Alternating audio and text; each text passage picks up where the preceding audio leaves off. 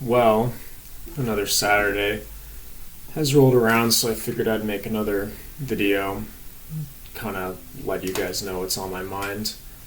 Um, Last week was sort of weird. I just kind of rambled a lot, so hopefully this one will be a little bit more concise. Um, I When I started writing books, I've always kind of stayed in a particular genre. Um, I love post-apocalyptic fiction, but the thing about post-apocalyptic fiction is that it's usually very misanthropic. How people write books like this, and you can kind of see how um, books that have been coming out lately, movies, popular fiction, just very obsessed with zombies. And we have Mad Max made crazy money at the box office, and it got a really high rating on Rotten Tomatoes, and it's a very well made movie and a great example of what a good post-apocalyptic fiction should look like. But a lot of people get fixated on it, and there's certain trappings that post-apocalyptic fiction kind of nestles in. And I'm not really too on board with the trappings of particular genres in general, so the fact that I rely so heavily on it is sort of tough. Puts me in a weird position. I admit, or rather confess, to follow the thematic elements of my channel, that I really was writing a lot of post-apocalyptic fiction just because I didn't really like people that I was that were around me. I wrote Spirit of Orn feeding off of my angst post-college years, trying to figure out who I was, why I was, and where I was going. I got a job working at a large computer retailer that everyone is very familiar with. They're very crazy about fruit and wildlife themed operating systems. I don't know if I can get sued for mentioning who I work for, but I probably don't. I probably can't, but it was a retail environment, and I was assisting really, really rich customers, and just sort of had a very bad experience with that, and it put me off of customer service related industries for a long time. And that's sort of what motivated me. I wrote this book venting all my anger and all my frustration and all my hate of the people that I was around all the time. And that sort of polluted my book, and I really had to strip out, like I mentioned last week, a lot of language that was very accusative and everything. So when I got rid of it, book flowed a little better. Hopefully it sounded better, but nevertheless, I think people stick to certain genres because they feel drawn to them.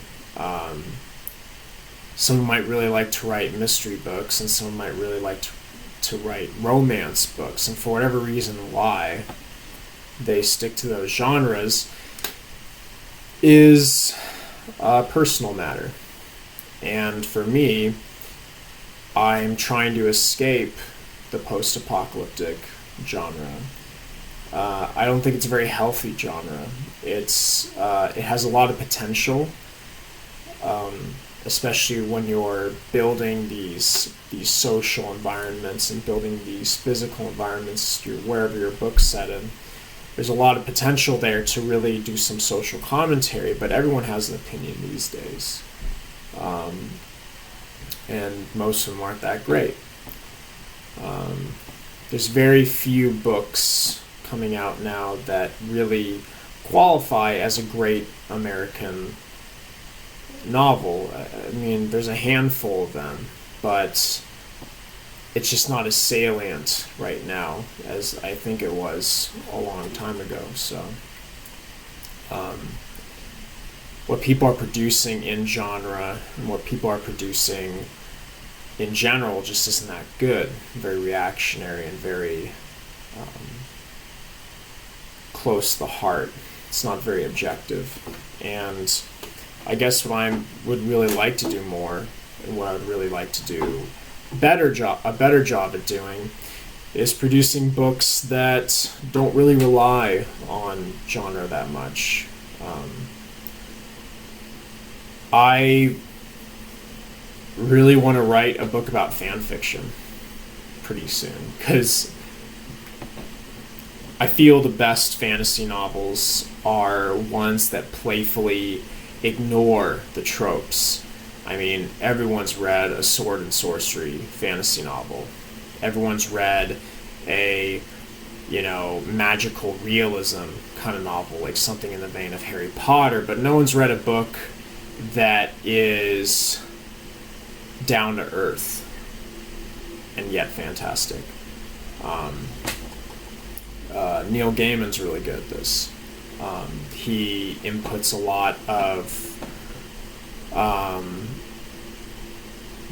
lot of classic tropes in these books that aren't necessarily a part of the genre. Like Anansi Boys, for instance, had a screwball comedy sort of vibe to it.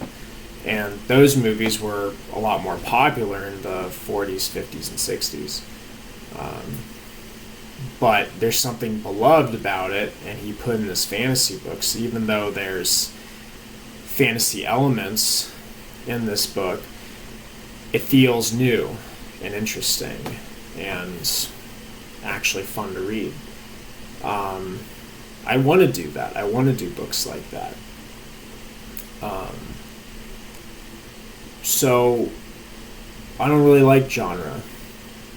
I don't really like walking into a story where someone says it has to be like this. It has to be about robots, or it has to be about government conspiracy, or you name it, whatever the genre is.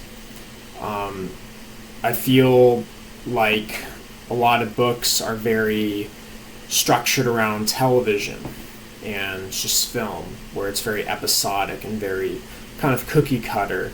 Everything's very plot out and expected. I feel like older novels like Great Expectations, or maybe even a little more recent books like Grapes of Wrath, there's certainly a plot. It's following a main character or a group of characters and showing their progression through the story, but they don't really fit the mold of what you would expect of a story, and their uniqueness is sort of what makes them interesting and what makes them fun to read. So in that vein, I would really like to get out of apocalyptic fiction and go into more kind of out-of-the-box fantasy concepts from now on. And I don't know what that looks like. I think one of the things that scares me the most about being an author in general is that every story has to be one-upped. Your next story has to be even better. In this kind of industry, people want to see that you're fresh and interesting, and that puts a lot of pressure on the author. Conceptually, books are supposed to get bigger, not smaller. You can see I'm saying a lot of it's supposed to be like this, it's supposed to be like that. even those are just kind of conceptions that we have about what a good book is or what a good story entails. I know that I feel very safe in writing sort of restructuring kind of narratives where I take a world and break it down and make something new out of it. My worlds tend to be more immersive and, big enough that you can get in and kind of walk around. And that's always been what I like the most about writing books. I just like to explore the space and, I don't know. I like a book that feels real. And I feel another thing that genres kind of do is they make books seem less real, because now the book comes with a set of expectations. Like in a mystery novel, you're supposed to have some kind of introductory kind of case or murder or incident that sort of kicks off the events of the book, and that's just a good plot in general. But you start out with this event and then you piece together it almost backwards up until the climax of the story. Broadchurch, my wife showed me this show called Broadchurch. It was a BBC television show, and it was sort of a basic murder mystery. But what was interesting is that the highlight of the story wasn't so much the mystery itself, which was actually really engaging, but the highlight was actually the uniformity of the town that the story was set in, and how an event like this shakes up the town and makes everyone a little bit more honest with each other. Everyone has secrets, and Broadchurch was very good at kind of highlighting that motif about it, where everyone has a secret, everyone has this ulterior motive. But getting things out in the open, optimism, healing, growing stronger from an event, these are all really good themes, and good themes that arise out of the story, out of a murder mystery, or just a mystery in general, leaving the story better off than where you started. But that was just one show that I thought did it really well. I would like for my stories to be more interesting and unique and more honest, which is what I talked about last week. But I would also like them to be free of genre, free of expectations. And I really hope that I can bring stories to you guys that are free of just the same old thing.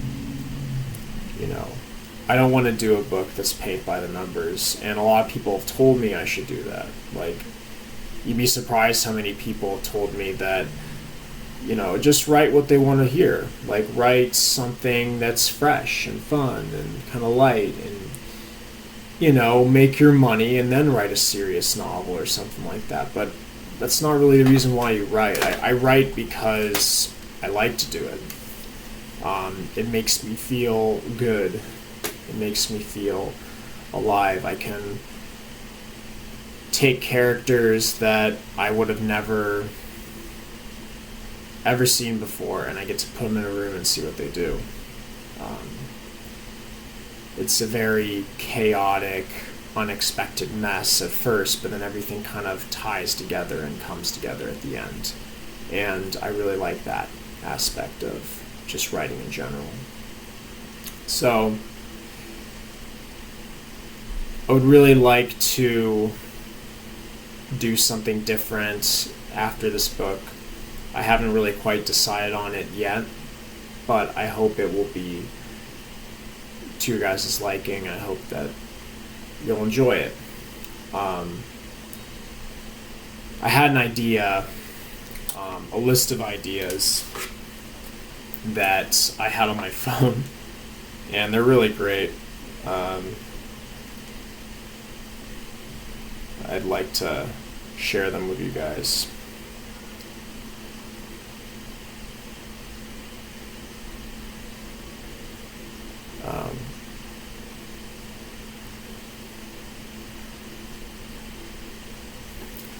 I thought it'd be fun to do something, a world where sentient micro machines build your fantasy. A shuttle of explorers checking it out. Good fantasies, bad fantasies. So, sort of like tourism, but you have these nanobots kind of building up these fantasies, and what these people react to are good and bad. Something like that.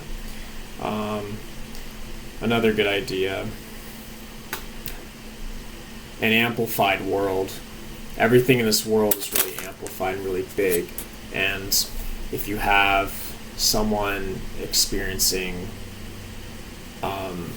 just pleasure or something, it's just like over the top. Everything's really over the top, and then having someone coming into it and checking it out and seeing what it's all about and formulating a story around that, like a fantasy concept set in the real world, but there's one element of that world that's sort of not there and not right. And what's fun is that you get authors like Grant Morrison, where they have a lot of stories like this, these kind of one-offs, but there's sort of this recurring theme that kind of ties it all together. Like, he did a really great comic called Joe the Barbarian a couple years ago, and the thing I loved about was that it had a multiverse sort of concept in it. And he's really big about pushing multiverse and everything in all of his comics, and all of his ideas. And so even these one-offs, these comics have nothing to do with anything related to DC Comics or anything like that. He just kind of drops these little guys into the stories, these little ideas in the stories. And I've been kind of doing that with my post-apocalyptic fiction as well, but we'll see where that goes. So I guess the moral of the story, the moral of this conversation would be that when you're writing a book and you've never written a book before, and you're trying to figure out what to write about, I would just say, as long as you have a good plot, as long as you have a good story, that's all that really matters.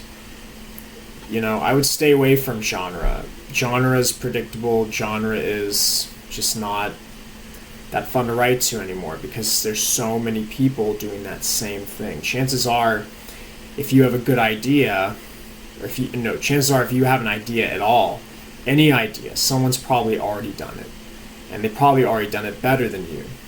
So instead of aping someone's work that's already been done before, do something that works for you, and do something that makes you feel good, and also kind of explore some different space. Because the only thing that's unique about a story is what you bring to it, and no one else can bring to your story what you can. And if you come to a story with genre in mind, like I'm going to write a murder mystery or a political thriller or a science fiction novel or fantasy novel or whatever, you're bringing in stuff that isn't really you into the story as well. And I think that's why a lot of people struggle when they're writing their first book or even second book, is that they keep having these expectations that what they want in their book, it has to be like this, or it has to be like that, or some aspect of the book that they're working with, they heard the concept from a TV show they really liked and they wanted to put that in the story, but it's not yours.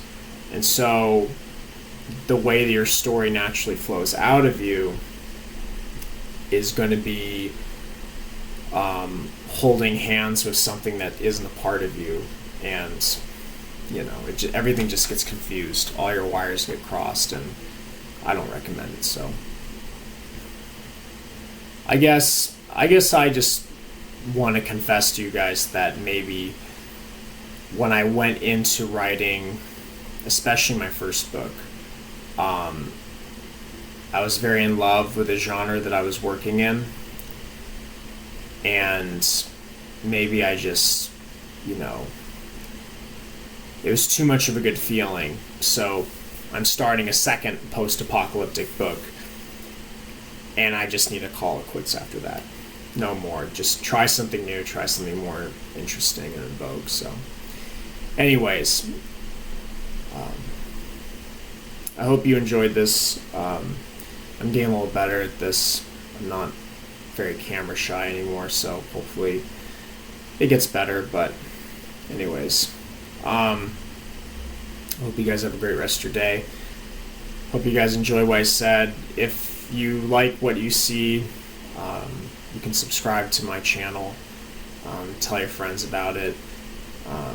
Again, I'm not really looking to be the next YouTube celebrity, but I just kind of wanted to come and say kind of what I feel about genre and writing and publishing and publications in general, and this is just what I figured would work best. So anyways, thanks for listening, and hope to see you guys soon.